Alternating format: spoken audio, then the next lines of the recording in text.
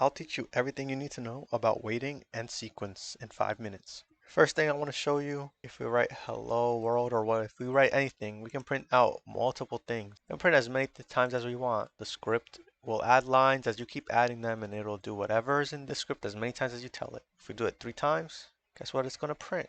Hello world 3 separate times.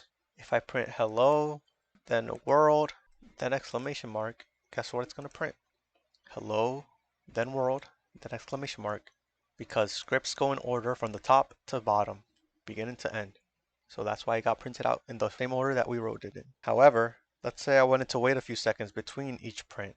I could easily do that by just writing wait, all lowercase, and in parentheses writing the number 2. And we could do it again here. So it's going to print hello. Then it's going to wait 2 seconds. This value is written in seconds.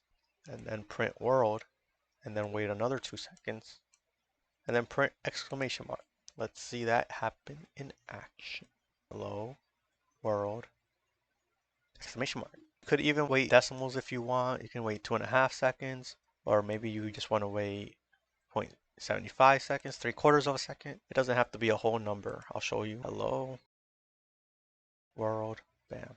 You see? And if for some reason, you could even do calculations in here, like 3 minus 2 seconds, which is 1 second, or I don't know, 3 modulus 2, which also happens to be 1 second. This will eventually boil down to a number, so anything that boils down to a number, you can put in there. Hello, world, exclamation mark. Also, let's say, I really wanted to wait 3 minutes, but I don't feel like figuring out how much 3 minutes is in seconds. Doesn't matter, just write whatever minutes you want and multiply it by 60. That's what a minute is, 60 seconds. So this will wait 3 minutes, and I'm not going to show you that. I only got like, what, 5 minutes? I'm not going to have enough time to show you that. This is all nice and dandy, but it's a little old school. All the cool cats, they write task.wait because it's more exact or something. I don't know, don't ask me. Don't ask me, but this is what all the cool cats are doing. So just write task.wait. It's like better, it's more better. Okay, so just do it. You probably won't see me doing it. I'm a dinosaur. I'll forget. Like dinosaur, like I learned long ago. Not like I'm as old as a dinosaur. I'm like relative. I'm a relative time.